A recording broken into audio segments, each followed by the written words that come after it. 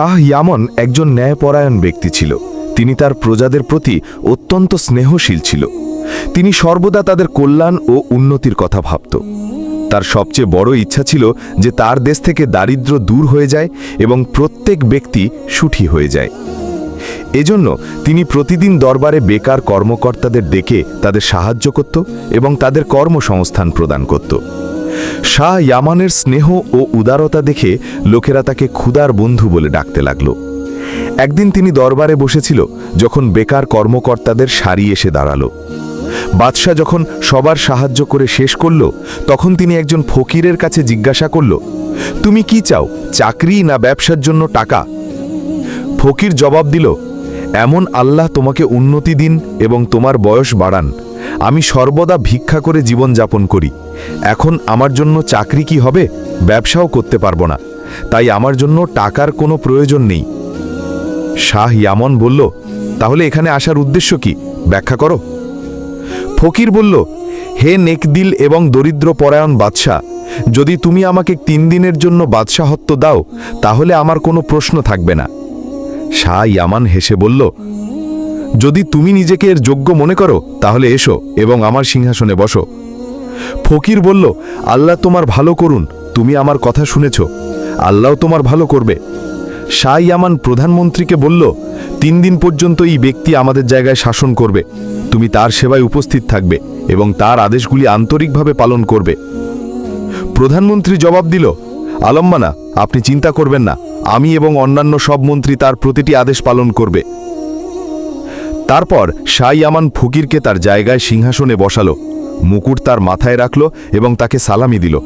তারপর সেখান থেকে চলে গেল। ফকির বাদশাহ প্রধানমন্ত্রীর দিকে তাকালো, তার গোঁফে টান দিল এবং তার লম্বা দাড়িতে হাত বুলালো। তারপর তাকে আদেশ দিল, হে প্রধানমন্ত্রী, তুমি অবিলম্বে আমাদের জন্য নতুন এবং বাদশাদের মতো পোশাক সেলাই করে আমাদের সামনে পেশ করো।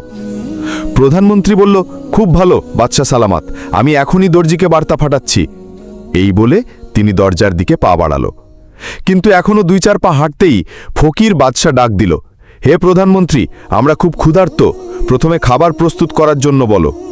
প্রধানমন্ত্রী জবাব দিল, বাদশাহ সালামাত, খাবার প্রস্তুত আছে, কিন্তু রীতি অনুযায়ী দরবার বরখাস্ত হওয়ার আগে খাবার দস্তরখানে রাখা হবে না। ফকির বাদশাহ দেওয়ালে আরোহণ করে বলল, দরবার বরখাস্ত করার জন্য কি হাতি এবং ঘোড়ার প্রয়োজন আছে? শুধু বলো যে এখন সবাই তাদের ঘরে যান এবং বিশ্রাম করুন। দরবারীরা তার কথা শুনে উঠে দাঁড়ালো এবং পরস্পরের সাথে বলতে লাগলো, এখন মানুষের কথা বলার সভ্যতা নেই এবং কোনো সভ্যতা বসে গেছে। বাদশাহ হয়ে চোনাঞ্জে দরবারীরা উঠে চলে গেল এবং প্রধানমন্ত্রী ফকির বাদশাকে তার সাথে খাবারের কক্ষে নিয়ে গেল, যেখানে দস্তরখানে বিভিন্ন ধরনের খাবার স্বাদে সাজানো ছিল। ফকির তাদের দেখে অস্থির হয়ে গেল, অবিলম্বে তার কম্বল খুলে একপাশে ফেলে দিল এবং তাড়াতাড়ি বসে গেল। প্রধানমন্ত্রী বলল, হযরত, হাত ধুয়ে নিন। ফকির তির্যক চোখে তাকিয়ে বলল, এখনও সভ্যতা? এটাও জানা নেই যে বাদশারা কখনো হাত ধোয় না, তাদের হাত সর্বদা পরিষ্কার এবং সাফ থাকে। প্রধানমন্ত্রী বলল, মাফ করবেন, আপনি বিসমিল্লাহ করুন। তিনি প্রতিটি জিনিসকে খুব কষ্টে দেখছিল এবং প্রতিটি প্লেট থেকে এক এক করে খাচ্ছিল। প্রধানমন্ত্রী মনে মনে ভাবছিল যে এই লোকটি কখনো এমন খাবার দেখেনি, আজ এই জিনিসগুলি দেখে কতটা অস্থির হয়ে পড়েছে, চায় যে এইসব জিনিস অবিলম্বে হজম হয়ে যাক। অবশেষে তিনি অনেক আন্তরিকতার সাথে খাবার খেল, কিন্তু তবুও খাবার বাকি ছিল।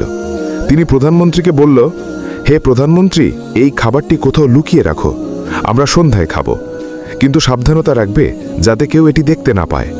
প্রধানমন্ত্রী বলল, বাদশাহ সালামাত, সন্ধ্যার চিন্তা করবেন না, আপনাকে তাজা খাবার দেয়া হবে। ফকির বাদশাহ বলল, কি বোকা, যদি সন্ধ্যার খাবার আমাদের পছন্দ না হয় তবে আমরা এটি খাব।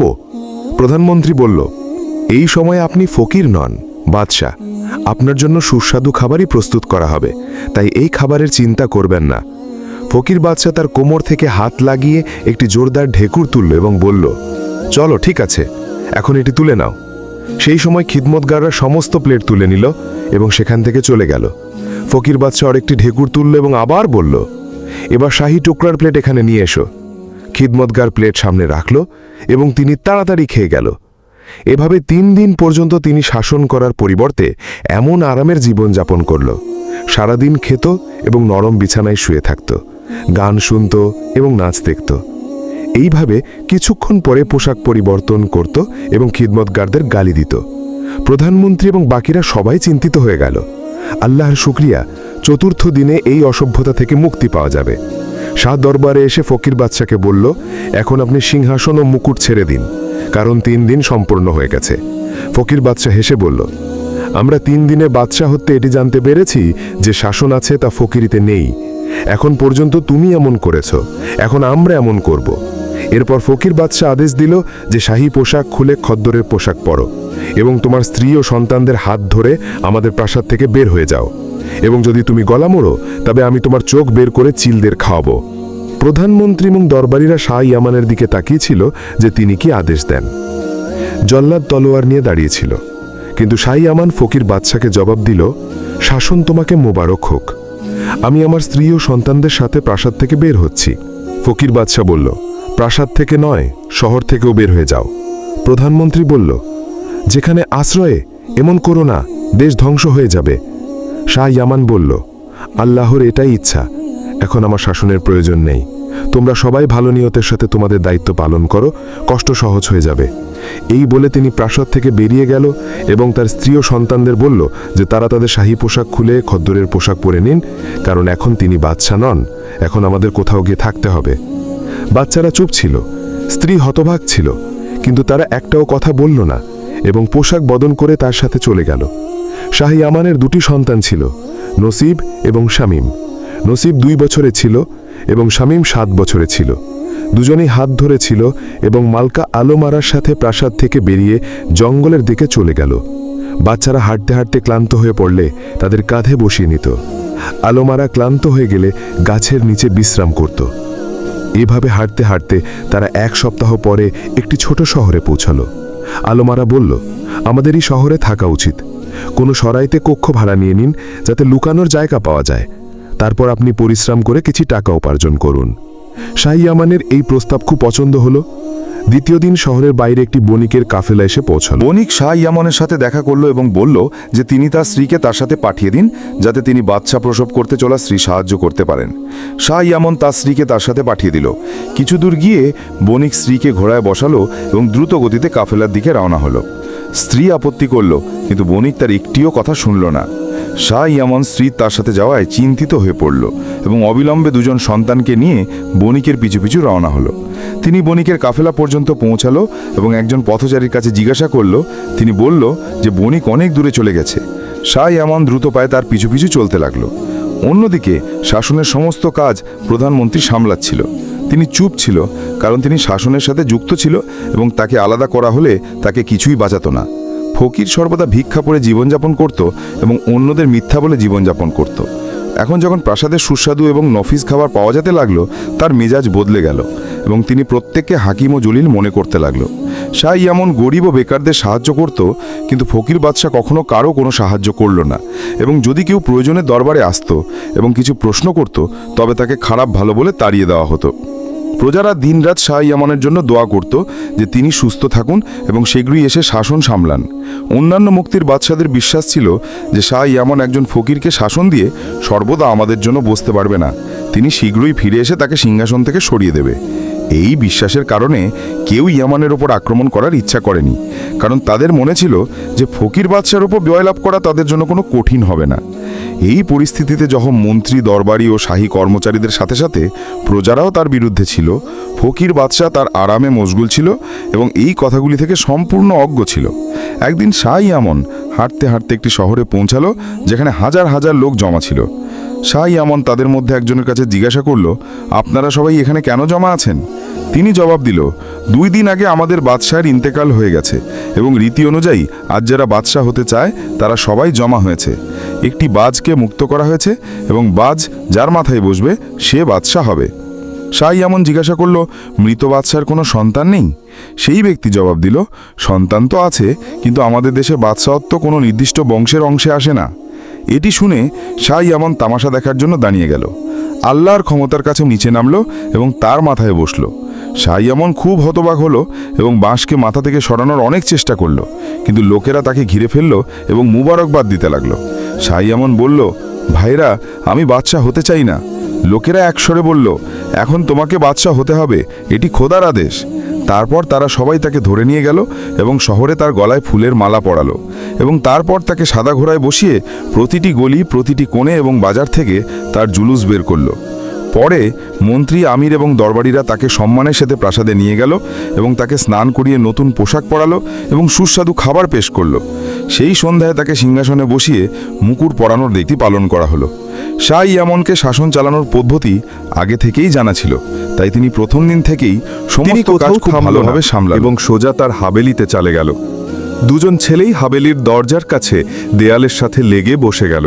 তাদের মধ্যে একজন ছেলের ঘুম এসে গেল। তখন সে অন্যজনকে বলতে লাগলো, ভাই, আমার খুব ঘুম পাচ্ছে, চুপচাপ থাকার চেয়ে ভালো যে আমরা পরস্পরের সাথে কথা বলি। দ্বিতীয় ছেলে বলল, আচ্ছা তাহলে বলো যে তোমার বাবা তোমাকে 5,000 অশরফিতে কেন বিক্রি করেছিল? সে কি তোমাকে ভালোবাসতো না? প্রথম ছেলে জবাব দিল, সে আমার বাবা ছিল না, সে তো একজন লুটেরা ছিল। আমার বাবা তো ইয়ামানের বাদশাহ ছিল। একদিন সে আমাকে এবং আমার ভাই নাসিমকে নদীর তীরে নিয়ে গেল। নাসিমকে ছেড়ে আমাকে কাঁধে বসালো এবং নদীতে নেমে গেল। যখন আমরা নদীর মাঝে পৌঁছালাম তখন নাসিমের চিৎকার শোনা গেল। একটা ভেড়িয়া তাকে তুলে নিয়ে যাচ্ছিল। আমার বাবাও ঘাবড়ে গেল এবং আমি চিৎকার করতে লাগলাম।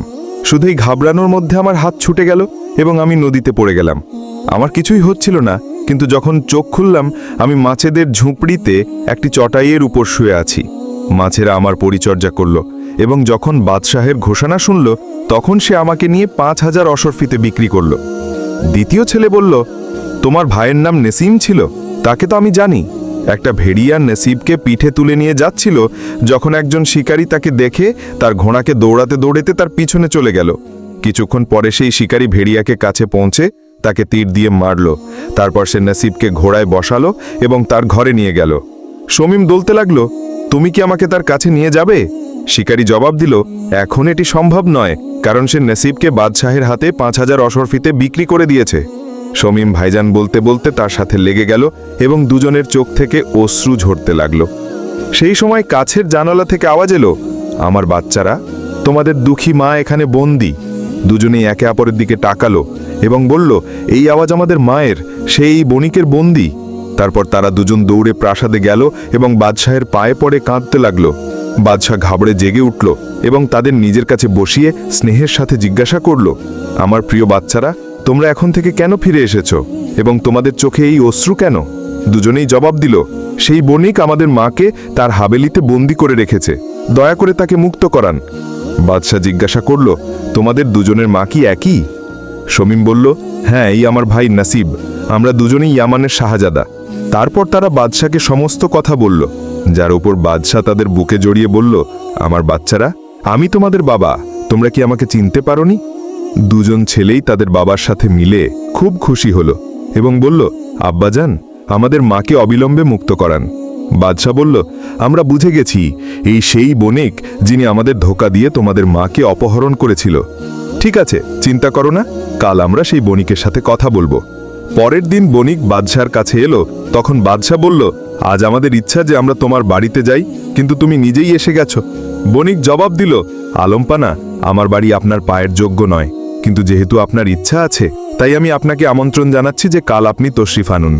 বাদশাহ এই আমন্ত্রণ গ্রহণ করল এবং পরের দিনই তার দুজন ছেলে এবং মন্ত্রীকে সাথে নিয়ে বণিকের প্রাসাদে পৌঁছালো। বণিক তাদের সবার আতিথেয়তা করল। তারপর সে নাচিয়ে সুন্দরী মেয়েদের ডেকে তাদের নাচ দেখালো। নাচ দেখে বাদশাহ বলল, তোমার প্রাসাদ খুব সুন্দর, আমরা এর সফর করতে চাই, যাতে আমরা জানতে পারি প্রাসাদ এবং হাবেলির মধ্যে কি পার্থক্য আছে। বণিক বলল, খুব ভালো, তশরিফ আনুন। এবং সে সবাইকে প্রাসাদের প্রতিটি কক্ষে নিয়ে গেল। শুধু একটি কক্ষ বাকি ছিল, যেটি সে বাগানের দিকে নিয়ে যাচ্ছিল। বাদশাহ জিজ্ঞাসা করল, সেই কক্ষটি কেন ছেড়ে দিলে? বণিক জবাব দিল, সেই কক্ষে কিছু বিশেষ নেই, আপনি যদি দেখতে চান তবে চলুন। তারপর সে সবাইকে নিয়ে সেই কক্ষে গেল, যেখানে একটি মূর্তি দাঁড়িয়েছিল এবং তার ওপর পর্দা পড়া ছিল। বাদশাহ বলল, সেই পর্দাটি সরাও। বণিক পর্দা সরিয়ে দিল। তখন বাদশাহ তাকে গভীরভাবে দেখল এবং চিনতে পারল যে এটি তার মালকার মূর্তি। সে বণিককে বলল, হ্যাঁ, এই মূর্তিটি খুব পছন্দ হয়েছে, এটি অবিলম্বে আমাদের প্রাসাদে পৌঁছে দাও। বণিক এটি শুনে ঘাবড়ে গেল এবং বলল, আলমপানা, আপনি এই মূর্তি দিয়ে কি করবেন? যদি আপনি আমাকে মাফ করেন তবে আমার জন্য খুব ভালো হবে। বাদশাহ বলল, কখনো না, এই মূর্তি অবিলম্বে আমাদের সাথে যাবে। বণিক বলল, আলমপানা, আমার ওপর এই জুলুম করবেন না, বাদশাহ মন্ত্রীকে বলল, এটিকে অত্যন্ত যত্ন সহকারে তুলে নিয়ে যাও, পথে এটির ক্ষতি যেন না হয়। মন্ত্রী অবিলম্বে কর্মচারীদের ডাকল এবং মূর্তিটি তুলে পর্দা দিয়ে প্রাসাদের দিকে নিয়ে গেল এবং বণিক হাত মলতে থাকল। প্রাসাদে মালকার মূর্তিটি একটি খুব বড় কক্ষে রাখা হলো। তারপর বাদশাহ মন্ত্রীকে আদেশ দিল, অবিলম্বে বণিককে গ্রেপ্তার করার জন্য সিপাহীদের রওনা করা হোক। মন্ত্রী হতবাক হল যে বণিক তো হাজার হাজার টাকা খরচ করে দাওয়াত দিয়েছে এবং তার ইচ্ছার বিরুদ্ধে একটি মূল্যবান মূর্তি দিয়েছে, তাহলে বাদশাহ তাকে গ্রেপ্তার করতে চায় কেন? কিন্তু মন্ত্রী কিছু বলল না এবং সিপাহীদের রওনা করে দিল। বাদশাহ মন্ত্রীর চলে যাবার পর মূর্তিটিকে আরও গভীরভাবে দেখল। তার আকৃতি এবং কদ সবই মালকার মতো। তারপর সে নাসিব এবং শমীমকে জিজ্ঞাসা করল, তোমরা কি রাতে এই মূর্তি দেখেছিলে না তোমার মায়ের আওয়াজ শুনেছিলে? তারা জবাব দিল, আমরা আমাদের আম্মিজানের আওয়াজ শুনেছিলাম। সে বলছিল, প্রিয় বাচ্চারা, তোমাদের দুঃখী মা এখানে বন্দী। বাদশাহ বলল, এই বণিক খুব মাক্কার এবং বদমাস।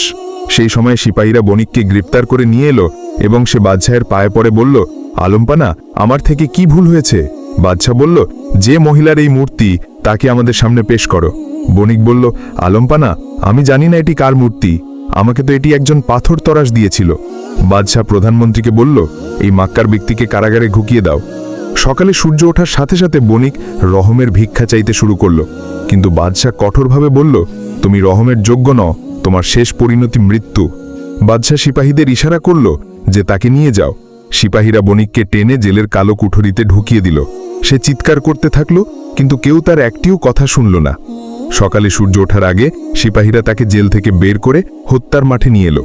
মাঠের মাঝখানে একটি চবুতরা ছিল, যেখানে দুটি পাথর একে অপরের থেকে কিছু দূরত্বে রাখা ছিল। জল্লাদ বণিকের কোমর ঝুঁকিয়ে তার গলা সেই পাথরের মাঝে রাখল, তারপর তলোয়ার তুলে আদেশের অপেক্ষা করতে লাগল। বণিকের শরীর ভয়ে কাঁপছিল এবং চোখ দিয়ে অশ্রু ঝরছিল। যেই মন্ত্রী গণনা শুরু করল, বণিক চিৎকার করে বলল, আমাকে মেরো না, আমি বলবো এই মূর্তি কোন মহিলার। বাদশাহ ইশারা করল যে তাকে অবিলম্বে আমাদের সামনে আনা হোক। সিপাহীরা দড়ি খুলে তাকে বাদশাহের সামনে পেশ করল। বাদশাহ বলল, বলো তুমি কি বলতে চাও? বণিক স্বীকার করল, আলাম্বানা, আমি গুনাহগার। আমি শুধু বণিক নই, বরং আমি মহিলাদের অপহরণ করে তাদের গোলামের বাজারে বিক্রি করার কাজও করি। শত শত মহিলাকে বিক্রি করে দিয়েছি, কিন্তু কোনো এমন সুন্দরী পাইনি যাকে আমার বণিক বানাতে পারতাম। বণিক আরও বলল, 2.5 বছর আগের কথা, আমি আমার কাফেলার সাথে ইয়ামান যাচ্ছিলাম। পথে আমরা একটি জায়গায় শিবির ফেললাম। আমি একদিন শহরে আমার কাজের জন্য জায়গা খুঁজতে গেলাম। সেখানে একটি সরাইতে একজন সরল সাধারণ মানুষকে দেখলাম এবং তাকে ধোঁকা দিয়ে তার স্ত্রীকে নিয়ে পালালাম। সেই মহিলা অত্যন্ত সুন্দরী ছিল, যাকে দেখে আমার মনে তার স্ত্রী হবার ইচ্ছা জাগল, কিন্তু সে কোনো অবস্থাতেই রাজি হলো না। যখন আমি সফরে যেতে লাগলাম, তখন আমি তাকে আমার হাভেলিতে বন্দি করে রাখলাম। ফিরে এসে আবার আমি তার কাছে আমার ইচ্ছা প্রকাশ করলাম, কিন্তু সে প্রত্যাখ্যান করল। তখন আমি ভাবলাম যে তাকে গোলামের বাজারে বিক্রি করে দিই। সেই সময় আমি জানতে পারলাম যে আপনি আমার হাভেলি দেখতে চান, যার ওপর আমার ভয় হলো যে কোথাও সেই মহিলা আপনাকে তার অবস্থা না বলে দেয়। এই ভয়ের কারণে আমি জর্তাস জাদুকরকে 1000 অশরফি দিয়ে এই মহিলাকে মূর্তিতে পরিণত করিয়ে দিলাম। বাদশাহ অবিলম্বে জর্তাস জাদুকরকে ডাকার আদেশ দিল। আদেশ পেয়ে জর্তাস উপস্থিত হয়ে গেল। বাদশাহ তাকে বলল, তুমি কি এই বণিকের কথা একজন মহিলাকে মূর্তিতে পরিণত করেছিলে? এখন আমাদের সাথে চলো এবং এটিকে আবার আসল অবস্থায় ফিরিয়ে আনো। জর্তাস বলল, এই দাস আপনার সেবার জন্য প্রস্তুত। বাদশাহ, মন্ত্রী, বণিক এবং সিপাহী জর্তাজের সাথে রওনা হলো এবং হাভেলিতে প্রবেশ করল। জর্তাজ মূর্তির গলায় বাঁধা সুতো কেটে তাকে আগুনে জ্বালালো এবং কিছু মন্ত্র পড়ে 3 বার মূর্তির ওপর ফুঁ দিল। তারপর সে মহিলা অবিলম্বে তার আসল অবস্থায় ফিরে এলো। বাদশাকে দেখে সে মুচকি হাসল এবং বাদশাও মুচকি হেসে শামীম এবং নাসিমকে এগিয়ে যাওয়ার ইশারা করল, যারা অবিলম্বে সেই মহিলার সাথে জড়িয়ে পড়ল। বাদশা আদেশ দিল, বণিক এবং জর্তাস জাদুকরকে চিরতরে আমাদের দেশ থেকে বের করে দেওয়া হোক। এমন বিপজ্জনক লোকদের এখানে থাকা উচিত নয়। এভাবে দুজনকেই দেশ থেকে বের করে দেওয়া হলো এবং বাদশা তার বিচ্ছিন্ন হওয়ার সুখের সাথে আবার একত্রিত হলো। এই কাহিনী একজন বাদশা এবং তার জীবনের পরিস্থিতির চারপাশে ঘরে।